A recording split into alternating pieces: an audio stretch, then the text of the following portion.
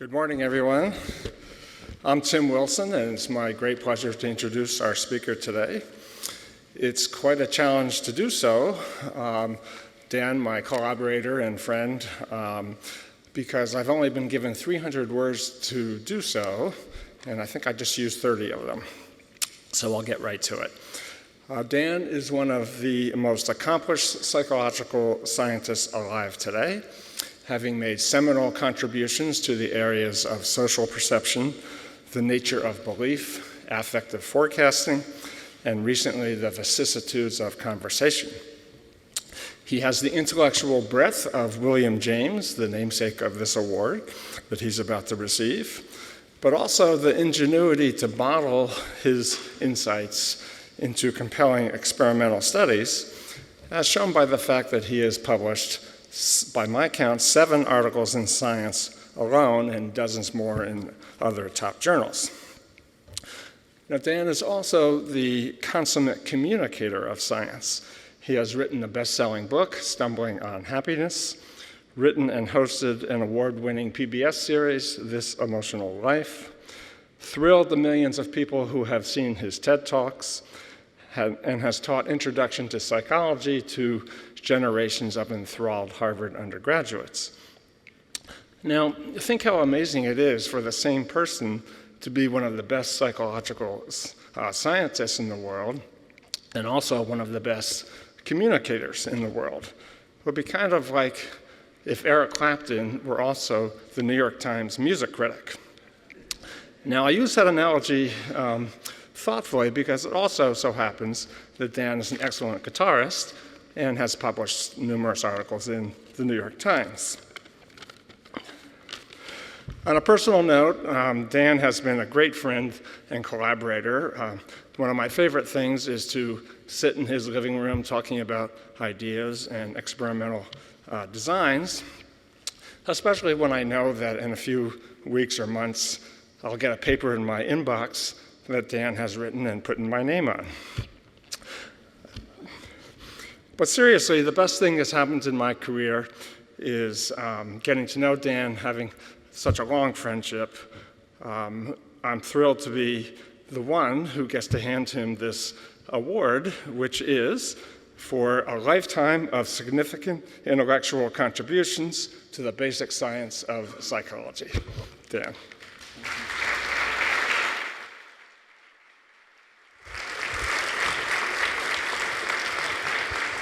Thanks, buddy.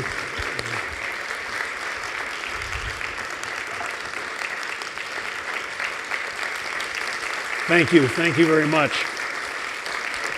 About 30 years ago, I met Tim Wilson, and we liked each other and had similar ways of thinking, and so we decided we would do a study, and we enjoyed it, so we did another one, and it didn't occur to me at the time that I would never again do a study without him. And people sometimes ask me what the secret is of what must be among the most enduring partnerships in all of modern psychology. And the answer is simple. Whenever we're asked to introduce each other, we lie through our teeth. Now, everybody in the audience knows we're lying, but we don't care because it is a deeply bonding personal experience. We don't care if you think our love is wrong. I want to talk to you today about work that Tim and I have been doing over 3 decades. And I want to do that by introducing you to 4 animals, one of whom is named Ben, one of whom is named Tom, and 2 of whom are named Jerry. Now, these 4 animals have something important in common. Every one of them learns from experience. They learn by trial and error. Learning from experience is a remarkable ability, but it can be an expensive one. So if a cat chases a mouse, the mouse will learn to respond to the tinkling of the cat's bell, and it will run and hide before the cat even enters the room. We have Pavlov and Skinner to thank for our understanding of that. But this only happens if the mouse survives. And the fact that there are a whole lot of fat, happy cats in the world tell you that a whole lot of mice are not making it through the trial and error. The problem with trial and error is the error part, right? It's a problem because errors can be costly. In fact, they can even be fatal. That's why one of these Jerrys has, over an extraordinarily short amount of evolutionary time, developed the ability to do something that the other Jerry can't. Human Jerry can learn from experiences without actually having them. Ben and Jerry do not make this flavor of ice cream. I had to mock it up myself with Photoshop. Why don't they make it? Because they can simulate in their minds that liver and onion ice cream simply wouldn't taste good. They don't have to, if they were mice, they'd have to whip up a batch of the ice cream, rub their little whiskers in it, and go, well, that was a punishment. I won't do that silly thing again. But Ben and Jerry don't have to make the mistake in order to learn from it.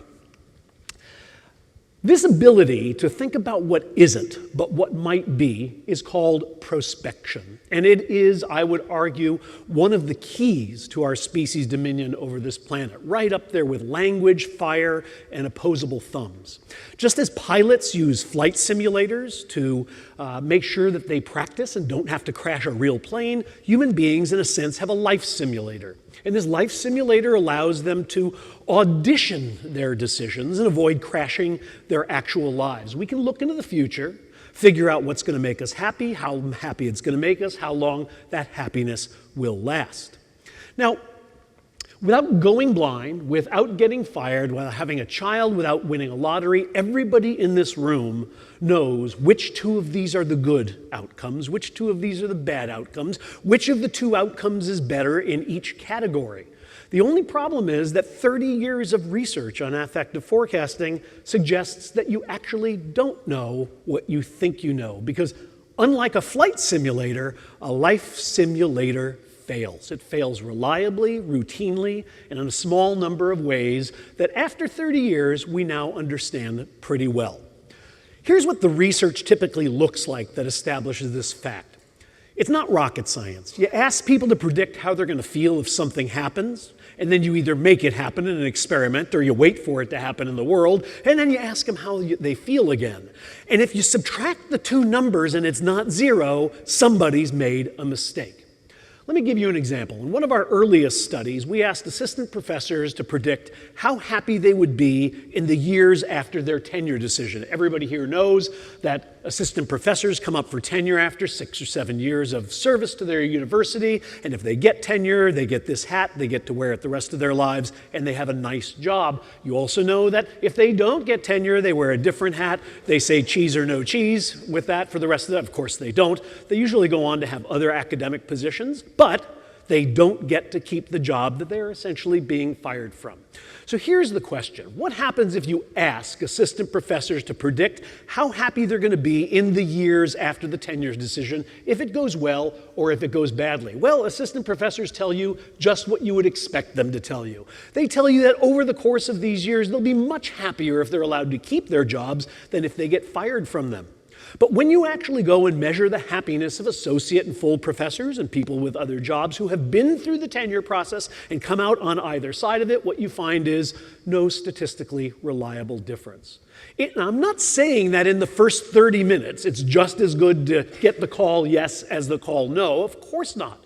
What I am saying is that in the 5 years afterwards, that decision doesn't continue to make the difference that assistant professors think it will. Now, in case you think this only happens because academics are unusually gullible people, I can tell you decades of research shows that it happens in experiments and in the world in many different situations. This is true of people falling in love and falling out of love. This is true of people getting jobs and losing jobs. This is true of people winning elections and losing elections. In every case, case after case, people overestimate the impact that these events will have on their lives. The interesting question isn't whether this happens. The interesting question is why. And what we've discovered is that there are four reasons why people make the kind of mistake I've shown you here today. One of them is the one I'll talk about, and it's called presentism. I want to show you that this particular error creates problems in our decisions and in our judgments. Now, presentism is a term that historians coined in the early part of the 20th century to describe a mistake that they think historians can make, which is the tendency to judge the behavior of people in the past by present standards. So in the 17th century, people set cats on fire for entertainment, and that horrifies most of us, but historians caution that we ought to interpret that behavior by the moral standards of that day and not by our own, and if you don't, you're guilty of presentism. Well, it turns out that this error that bedevils historians also plagues us. When we look backwards, we have the same effects as when we look forwards. Prospection is as susceptible to presentism as retrospection is. Here's an example. I love science fiction art. These are pictures of the year 2000. Now, you might not have guessed it was the year 2000, but if I asked you when were these pictures drawn, virtually all of you would correctly say the 1950s. How did you know that? Because these pictures, like almost all of science fiction art, look much more like the times in which they were drawn than the times that they're meant to portray. The way the people are dressed, the architecture, the things that they're doing. All of these look like 1958 because when an artist in 1958 tried to imagine the future, he or she made a mistake. Mistakenly thinking what? That the future would look a whole lot like the present.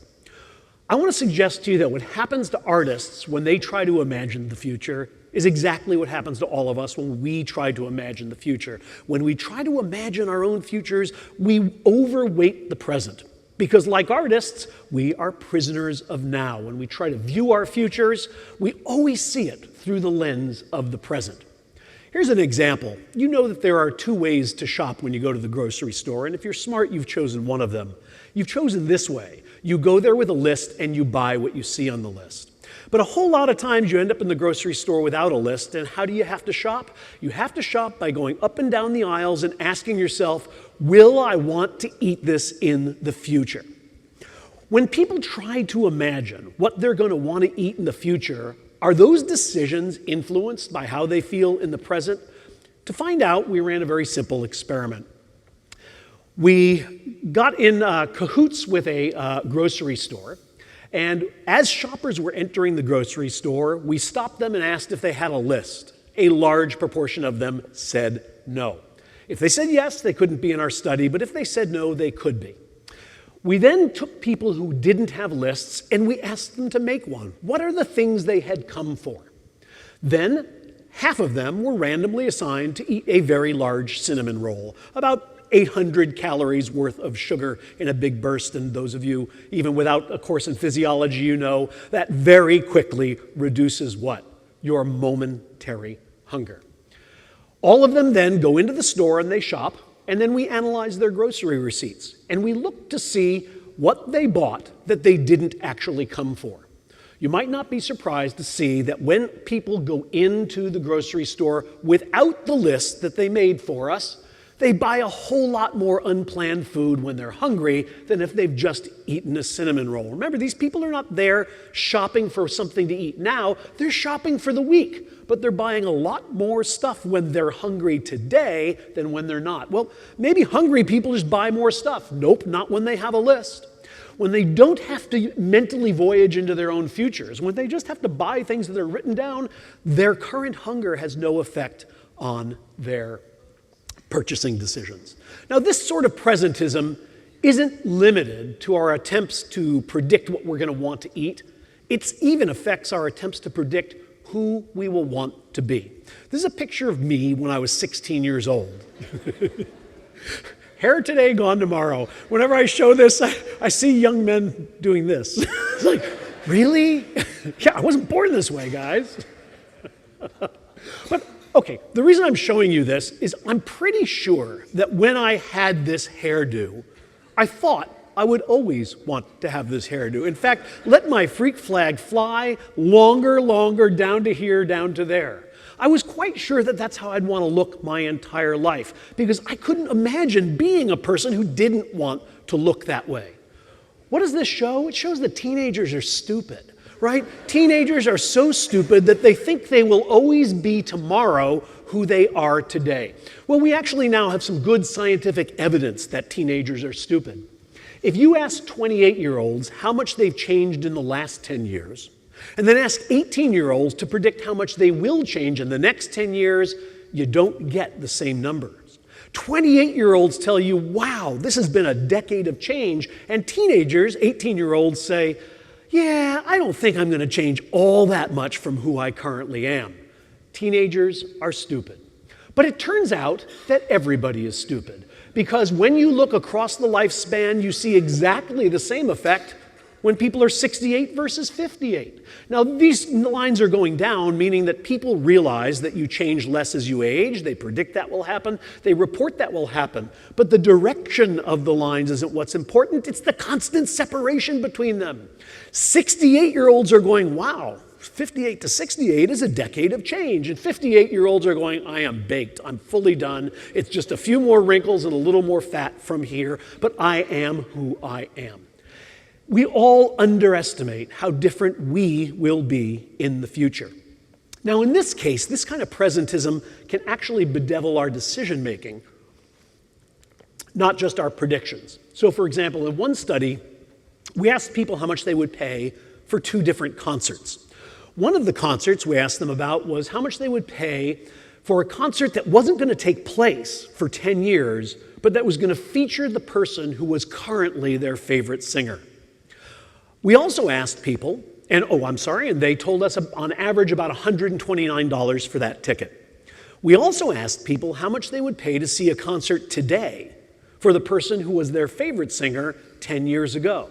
The answer to that question was 80, almost half the amount. Now, you don't have to be an economist or do a whole lot of math to look at these numbers and say they ought to be the same because they're the same concert. You're just asking the person when it is their favorite singer or after that moment has passed.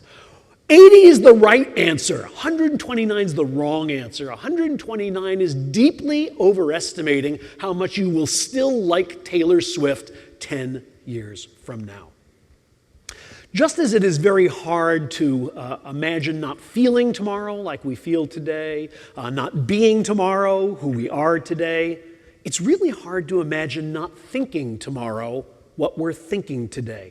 When something is in our minds, it's very hard to imagine what it would be like when it's not in our minds. And so when we predict what we're going to want in the future, we often act as though in the future we will be thinking what we are thinking now when we're thinking about the future. I know that's a little hard to get your head around, but I'll unwind it for you. Many of you know this wonderful old experiment by Tversky and Griffin, 1991, where students are asked about 2 hypothetical jobs. At one of the jobs they're told you'll earn $100,000. I've beefed up the numbers for today's salaries. $100,000 a year. At the other job, you'll only earn $90,000 a year. It's for exactly the same work. Which of these 2 will make you happier? That's a 1-item IQ test. Obviously, job 1. Oh, but wait a minute, Tversky and Griffin say. At job number 1, other people who are doing exactly what you do will earn $10,000 more than you, whereas at job number 2, people doing exactly what you will do will earn $10,000 less. Which of these 2 jobs will make you happier? By a whopping margin, people say job number 2, a job at which I will personally bring in 10% less income for me and my family, but damn it, I'll be making more than the guy in the other cubicle. People believe the comparison between their salary and the other person's salary is so powerful that it's actually it's going to actually make them less happy to have more money. Now here's the question. Tversky and Griffin couldn't answer, of course. Were they right? Well, yes, they're right if. The thought they're having as they look at these 2 jobs is the thought they'll be having the rest of their lives. If they take job number 1 and walk around all day going, I make 100, he makes 110, I make 100, he makes 110, I make 100, he makes 110, then yes, that's a terrible job for you. You're going to be miserable. But the question is, will you always be thinking that same thought that you're thinking now as you look at the slide? In fact, research suggests that when people are comparing things in the present, although they act as though they'll still be comparing them in the future, they often won't. This is established in one of my favorite experiments done with Carrie Morwedge and I did this experiment, which means Carrie did this experiment. This is the simplest experiment that Harvard students have ever been paid $7 to take part in. They come into the laboratory and they're sat down in front of a bag of Lay's potato chips. And they are asked to predict how much they will enjoy eating one. Then they eat one.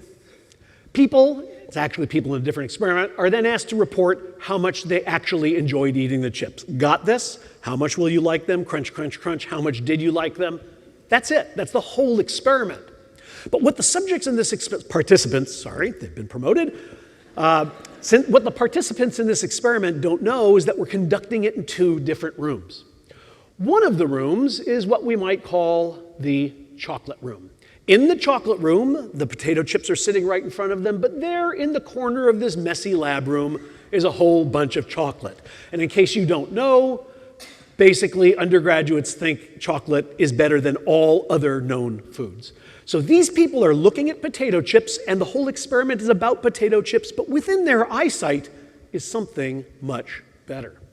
People in this study are in what we might call the spam room. There in the corner are a variety of tinned meats. There's spam, there's sardines, there's canned haggis. You can buy sheep intestine in a can, but a number of lovely delicacies that are also off in the corner have nothing to do with today's experiment. Now, do these items that are in the corner of the room influence their predictions about how much they'll like potato chips and their experiences of how much they like potato chips? The answers are yes and no. It affects their predictions dramatically. If you're sitting in the spam room and someone asks you how much you're going to like potato chips, you go, wow, they're going to be great. But in the chocolate room, you say, I think they'll be so-so. What's interesting is just seconds later, you put the chips in your mouth and what happens? Nothing. Why? Because when your mouth is filled with crackly, crunchy, salty, greasy, fried potato flavor, it is what it is, and most people like it. They're not crunching and going, this tastes extraordinarily non-spammy. Just nothing haggis-like about it. No, once you're having the experience, the comparison you were making just moments before utterly vanishes. The fact is that we live with our choices, not with our non-choices. Non-choices become rapidly irrelevant, fading memories that don't influence the experiences we're having. Sure, they come to mind once in a while. We all experience a little regret or relief about the past. But the fact is, you think much more about the person you do marry than the person you don't marry. Some of you are too young to know what this still is from, and I can only say it is a great deficit in your life. Most old movies just are really bad if you see them again now. This one is a classic. This, of course, is one of the final scenes from Casablanca. Background, Casablanca, Humphrey Bogart is Sam, Ingrid Bergman is Ilsa. Ingrid Bergman is married to Victor. Victor is going to go destroy the Nazis, but she has fallen in love with Sam, and they are standing on the tarmac while her husband's on the plane, and she has a decision to make. Do I go with Victor, my husband, and kill all the Nazis, or do I stay here with the man I have fallen in love with? And what Bogart says to her in these immortal words is, we both know you belong with Victor. If that plane leaves the ground and you're not with him, you'll regret it. Maybe not today, maybe not tomorrow, but soon, and for the rest of your life. That is beautiful screenwriting. That is bad psychology. Ilsa, by the way, gets on the plane with her husband. Wrong decision, Ilsa.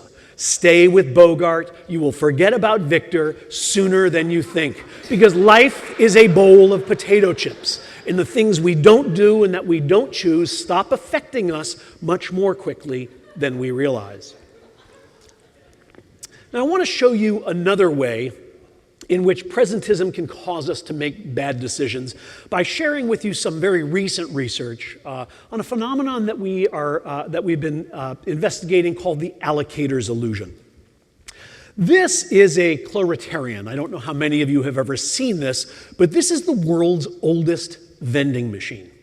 And what it dispensed was fairness.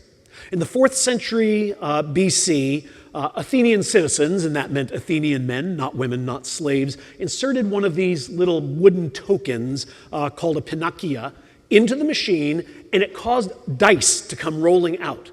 And how the dice rolled determined whether that citizen could sit on a jury or serve in the legislature. The Greeks invented democracy, and they designed this device because they believed who had power was much less important than the fairness of the procedure that had empowered him. Fairness mattered. And 25 centuries later, I hardly need to tell you, human beings are deeply concerned with the fairness of the procedures that are used to allocate resources. Now, the procedures vary across domains, don't they? We award annual bonuses by productivity. We make committee assignments by seniority. Food stamps are by necessity. Lottery prizes are by chance. But in every one of these cases, the fairness of the allocation procedure matters a lot to those who are affected by it. This is painfully obvious to everyone, and everybody here knows it's true, which means I've got a hard job to do, which is to convince you that actually fairness matters a whole lot less than we think it does. Specifically, I want to convince you that those who allocate resources vastly overestimate how much the fairness of the allocation procedure will affect the happiness of those who receive those resources. First, let me show you this is true. Second, let me show you why it's true. And third, let me try to show you what its consequences are. Consider this very simple study. We bring 3 subjects into a laboratory. We designate one of them the allocator and 2 of them the receivers. The allocator is given a $10 bill and told to allocate it to one of the 2 receivers. You can't rip a $10 bill in half. Somebody goes away from the experiment with $10 more, and somebody goes away with nothing. Now, the allocators are told they can have to give the money to just one of the 2 receivers, and the way they decide which receiver is one of 2 procedures. One of them is a canonically fair procedure for allocating resources, the coin flip. The other one is a potentially unfair procedure, which is they just pick. They just pick which of the receivers is going to get the $10 and which is going to get nothing. Now, we ask allocators to make predictions. First of all, specifically, we ask them, predict for us how happy each receiver will be if they get the money or don't get the money by the fair or the unfair procedure. Then, we randomly assign the allocators to use one of these procedures. They don't choose which procedure they want to use. Why? They'd all pick the fair one. There's no benefit to them for picking the potentially unfair one, but we randomly assign them to use one of these 2 procedures, and then we allocate the money as they have decided or as the coins decided, and then we measure the happiness of each of the receivers.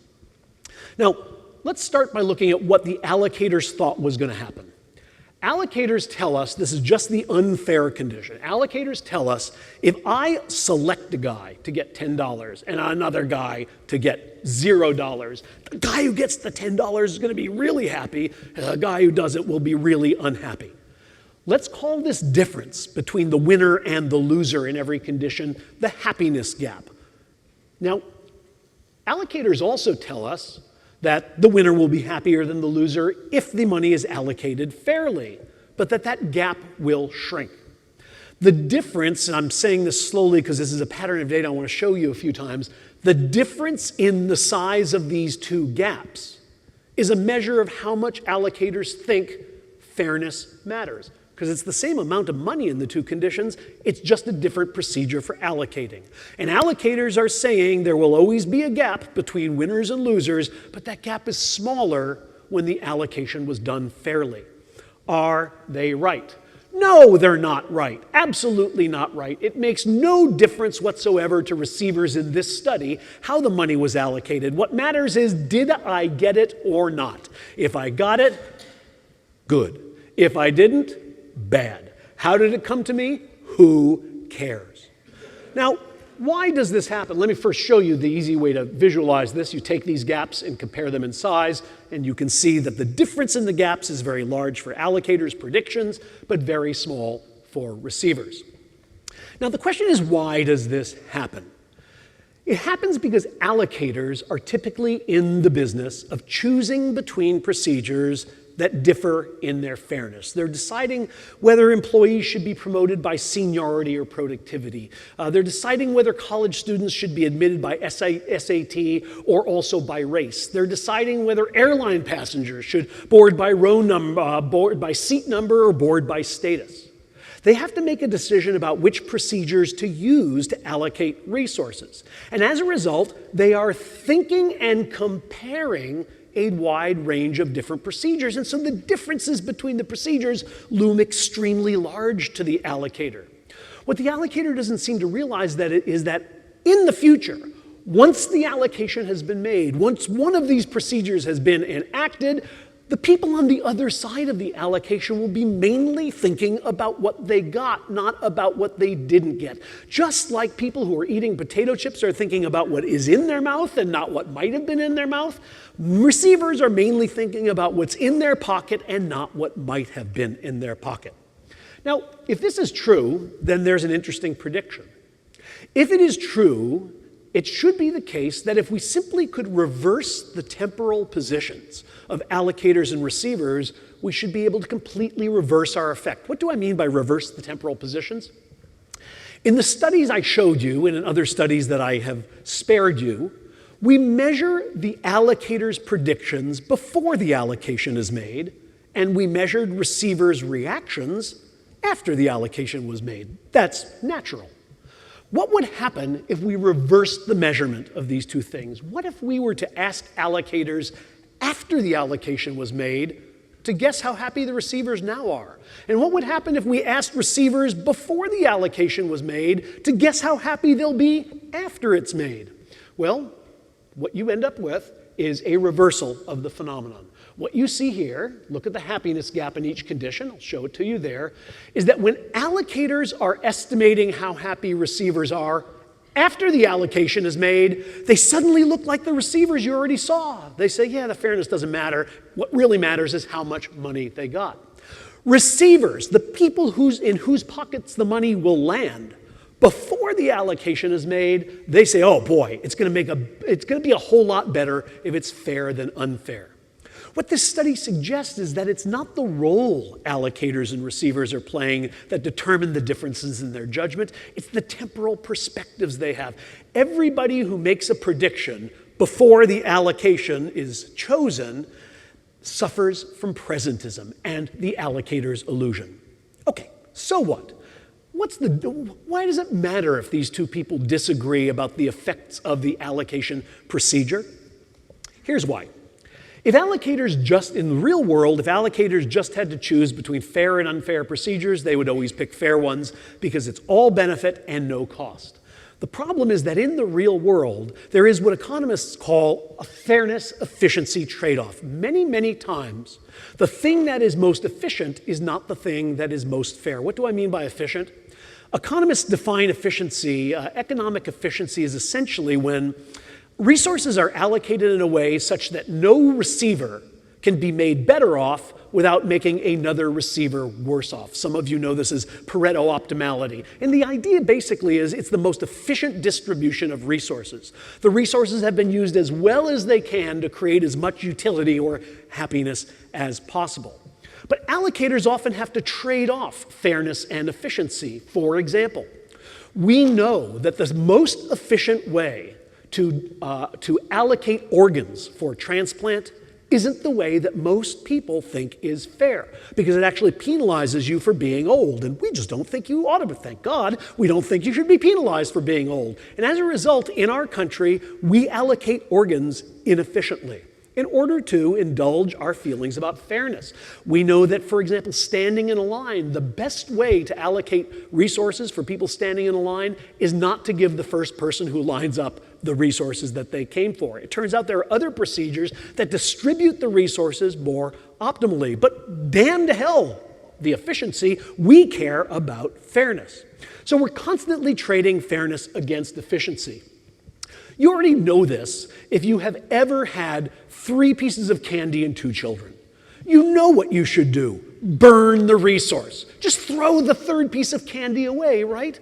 If you give each of them a piece of candy, they are happy. If you give one of them 2 pieces of candy, now the one who got 2 is happy, but the one who only got 1 is absolutely furious. We know from very good research now that people will actually destroy resources, that is, lower the efficiency of an allocation in order to maximize fairness. But is that wise? Well, it is if the receivers are going to care as much about fairness as you think they are, and as you're starting to guess, I don't think they normally do. We modeled this dilemma. I'm going to show you just one more experiment. We modeled this dilemma in an experiment in which we had allocators allocate either a small amount of money or a large amount of money, and they did it either fairly or unfairly. Using the paradigms that you've just seen, they allocate the small or the large pot to a winner and a loser, and it's done with a fair or an unfair procedure, and then we measure how happy receivers are at the end. Now, I want to show you data that look different than the data I've shown you, because what you're seeing here, these bronze bars, are the combined happiness of the winners and the losers. This is just how much happiness in the world did your allocation create. And what you can see is that, what you can see is that allocators think they will create more happiness in the world by allocating a small amount fairly than a large amount unfairly.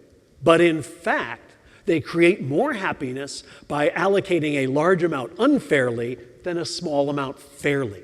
How do these data come to be? Well, look at what the winners and the losers have to say. First, take a look on the left side only at the allocators' predictions. What are allocators telling us there? They're saying, you know, a guy who gets a large amount of money will be happier than a guy who gets a small amount of money. The guy who gets nothing will be really pissed if it was unfair, but he'll be accepting if it's fair. You've seen this pattern before. It's in every experiment I've shown you. But what really happens? What really happens is it is true that a man who takes away more money is happier than a man who takes away less. What isn't true is that a guy who gets nothing cares why. He got nothing and he doesn't care why. He's not particularly happy. Allocators think that the loss in happiness by you allocating a small pot that accrues to the winner will be offset by the gain in happiness from the loser. You know that giving that child the extra piece of candy will make him happier, but you fear that it will be offset by the fury of the child who didn't get enough. What these data suggest is that simply isn't true.